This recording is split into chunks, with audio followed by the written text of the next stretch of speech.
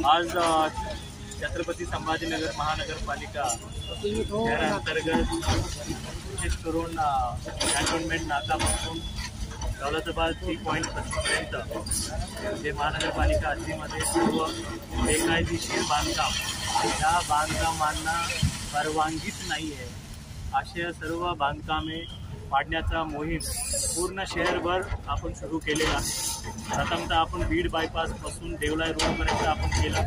आता देवलाई रोडपासून पुढं आपण याच्यानंतर एक बारीने आपण घेणार आहे आणि आज जवळपास 600 इमारती किंवा टेम्पररी परमनंट स्ट्रक्चर आपण या ठिकाणी पाडण्याचं काम सुरू केलं।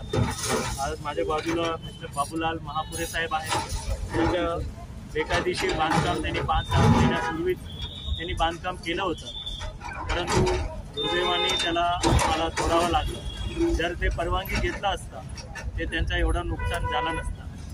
आणि तसेच शहरामध्ये आम्हाला सांगायचे की बेकायदेशीर बांधकाम तुम्ही बिना परवानगीने बांधकाम करू नका, तुम्ही परवानगी घ्या आणि परवानगी घेत असताना काही अडचण आला नक्कीच तुम्ही आयुक्त अपर आयुक्त पर्यंत तुम्ही लगेच येऊ शकता। आणि विशेष करून आता ज्या भागामध्ये बरेच भागामध्ये बेकायदेशीर बांधकामं केल्यामुळे त्याला गुंठेवारी अधिनियमामध्ये नियमानुकूल आपल्याला करता येतं।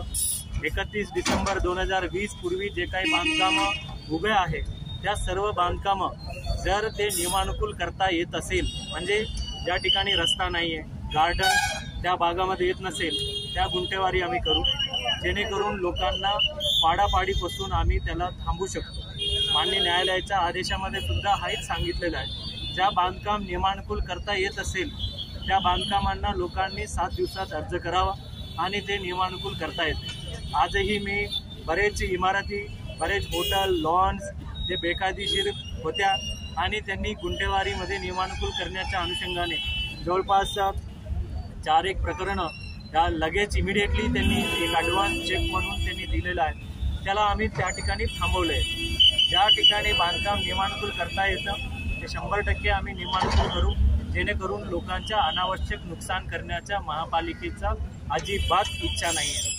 बांधकाम हे तरी 100%, ते फक्त इथंच नाही पूर्ण शहरामध्ये छत्रपती संभाजीनगर शहरामध्ये जे काही बांधकाम रस्त्याच्या बाजूला आहे किंवा आत आहे, जर बांधकाम परवानगी घेतला नसेल हे सर्व बांधकाम जे आहे ते तोडलं जाणार आहे।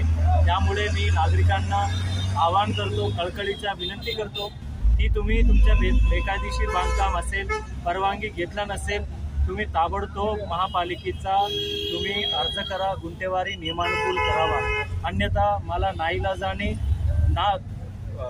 आम्ही हृदयावर दगड ठेवून तुम्हाला तोडावा लागेल। त्यामुळे मी हात जोडून विनंती करतो की तुम्ही बेकायदेशीर बांधकामांना नियमानुकूल करा।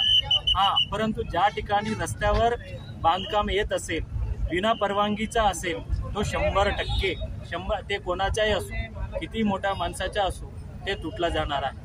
आणि ज्या ठिकाणी परवानगी घेऊन पुढे येऊन सरकला असेल, रस्त्याचा अतिक्रमण करत असेल, त्याही बांधकामं तोडलं जाणार आहे। आणि एक महत्त्वाचा प्रश्न लोक विचारत आहेत हे की लगेच रस्ता करणार आहे का? 100% ज्या ठिकाणी ज्या रस्त्यासाठी लोकांनी ऑलरेडी महापालिकेला जागा हँडओव्हर केलेली असेल त्या ठिकाणी आम्ही 100% रस्ता करणार, परंतु ज्या लोकांनी अजून हँडओव्हर केले नसेल त्या ठिकाणी आम्ही जोर जबरदस्तीने काहीही करणार नाही। त्याला शासकीय प्रक्रिया ज्यामध्ये TDR असेल किंवा लँड ॲक्विजिशन ॲक्ट असेल त्या माध्यमातूनच आम्ही घेऊन लोकांना हे मोबदला करणार आहे। त्यामुळे अजून एक विनंती करतो, बरेच लोकांना ह्या विकास चांगला वाटतो, ज्या लोकांना गरीब जो कोणी बेघर होत असेल, आपण ऑगस्ट 15पर्यंत त्यांना मुभा दिलेला आहे, परंतु तरी त्यांना बेघर होत असेल, काही सामाजिक संस्थांना मी विनंती करतो त्याला जबाबदारी घ्यावा।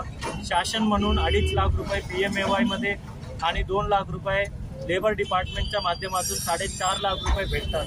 अजून काही लोकांनी हा सामाजिक जबाबदारी उचलून जर केला, मग हा शहर विकास होत असताना कोणीही माघार किंवा बेघर राहणार नाही, एवढंच मी या ठिकाणी आवाहन करतो।